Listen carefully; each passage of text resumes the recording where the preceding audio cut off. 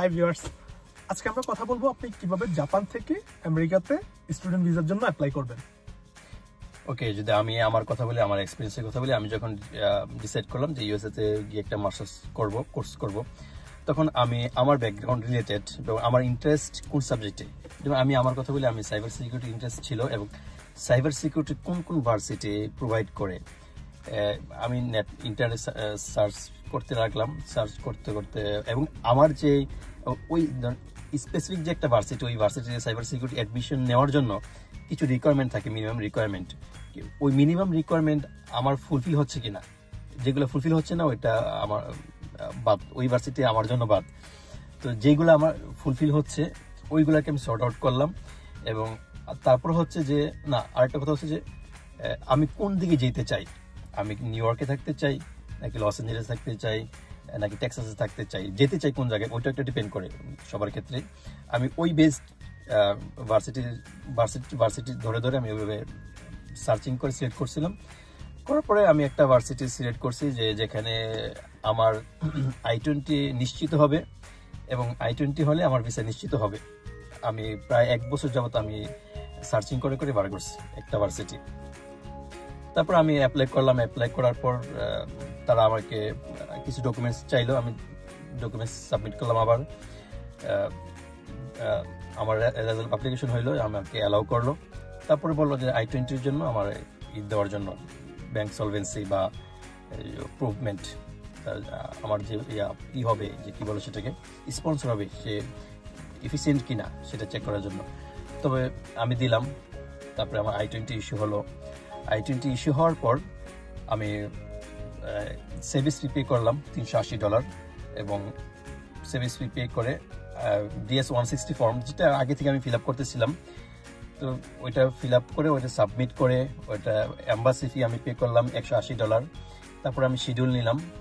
আমি একটু লেট করে শিডিউল নিয়েছিলাম যে 1 মাস ডিলেতে, যেদিন আমি সাবমিট করছিলাম 160 ফর্ম, তারপরে 1 মাস পর শিডিউল নিছি আমি। আচ্ছা আচ্ছা, কারণ জাপান বাংলাদেশ এত বিজি না, কেউ চাইলে খুব দ্রুত নিতে পারে, শিডিউল খুব একটা বিজি থাকে না। নর্মালি 20-25 দিনের মধ্যে সবাই পায় শিডিউল, নর্মালি পাইয়া যায় জাপানের এম্বাসিতে। আমি একটু 1 থেকে 1 মাস 10 দিন বা 12 দিন পরে নিয়েছি, যেদিন আমি পে করছিলাম এম্বাসি ফি। এই তো আমি এই কারণে একটু ডিলে করে নিয়েছি যে আমার প্রিপারেশনটা যেন একটু ভালো হয়, এম্বাসি প্রিপারেশনটা।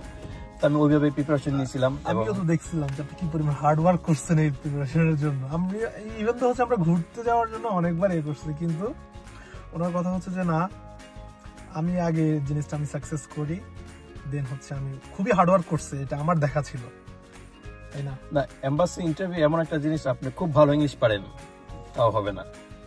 আমি খুব ভালো ইংলিশ পারি না, কিন্তু আমার হয়ে গেছে।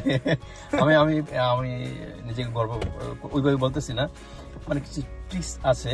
আর হচ্ছে আপনার প্রচুর পরিমাণে প্র্যাকটিস করতে হয়। কারণ হচ্ছে যে ওই জায়গায় যে দাঁড়ায়, সে যতই এক্সপার্ট হোক, সে যত ইংলিশ পারুক, তার বুক এমন করে বাংলায় যেটাকে বলে আর কি দুপ করে। সেটা আমার ক্ষেত্রেও হয়েছে। মানে আমার যে প্রফেসর ছিল, প্রফেসর না, যে ইন্টারভিউ নিয়েছিল অফিসার, সে আমাকে একবার মানে ইশারা দিয়ে বসেছে রিল্যাক্স হও, কাম ডাউন, এবং একটু কাছে আসার জন্য বলছিল। সে হয়তো বুঝতে পারছে আমি একটু নার্ভাস হয়ে গেছিলাম। এটা নার্ভাসনেস সবার ক্ষেত্রে কাজ করে, তার জন্য প্রচুর পরিমাণে প্র্যাকটিস করতে হয়। তারপর আমার ইন্টারভিউ পরে তো আমার ভিসা হয়ে গেল। ইনস্ট্যান্টলি তো জানাই দিছে না?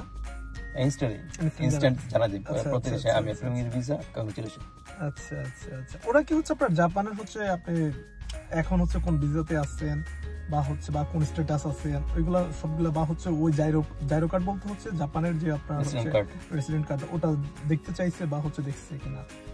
হ্যাঁ, আমাকে তো প্রচুর প্রশ্ন করছে আমি কোন স্ট্যাটাসে আছি, কি করছি। আমি যেহেতু জব করছি, জব নিয়েও প্রচুর প্রশ্ন করছে, জব কোথায় এবং মানে আমার রেসপন্সিবিলিটি কি জব ক্ষেত্রে, ওইগুলো নিয়ে প্রচুর প্রশ্ন করছে। এবং আমার জাইরো কার্ড, যেটা রেসিডেন্সি কার্ড, ওইটাও চেক করছে আমার। আচ্ছা আচ্ছা আচ্ছা, আই সি। তাহলে ভিউয়ার্স, আমরা আজকে জানলাম যে হচ্ছে কিভাবে হচ্ছে জাপান থেকে হচ্ছে কেউ যদি হচ্ছে দেখা যাচ্ছে আমেরিকাতে হচ্ছে যাওয়ার জন্য হচ্ছে ইচ্ছে করে, ওই দিকে যাওয়ার জন্য হচ্ছে সেটা হওয়ার চেষ্টা করে, তাহলে দেখা গেছে হচ্ছে যে কেউ চ্যালেঞ্জ দিতে পারে, হার্ডওয়ার্ক করতে পারে, আর হার্ডওয়ার্ক করলে এরকম ভালো একটা রেজাল্ট আসবে আশা করি। সো আরেকটা কথা হচ্ছে যে আমি হচ্ছে যে অনেকে যেতে চায় এবং কিন্তু তার কিছু ইনফরমেশন দরকার হয়, যদি ইনফরমেশন দরকার হয় আমাদেরকে আমরা ট্রাই করবো আপনাদের হেল্প করার। আসলে আমাদের কথা হচ্ছে যে সবার আসলে ফিউচারটা অনেক ব্রাইট হোক, যে যেখানে হচ্ছে ওর ফিউচার বা ক্যারিয়ারটা হচ্ছে ভালোভাবে হচ্ছে সেট আপ করতে পারে, সেটাই আমরা চাই। আর এনি ইনফরমেশনের জন্য হোয়াটএভার জাপান, আমেরিকা, আপনারা দেখা গেছে এনি টাইম হচ্ছে আমাদের সাথে হচ্ছে যোগাযোগ করতে পারেন।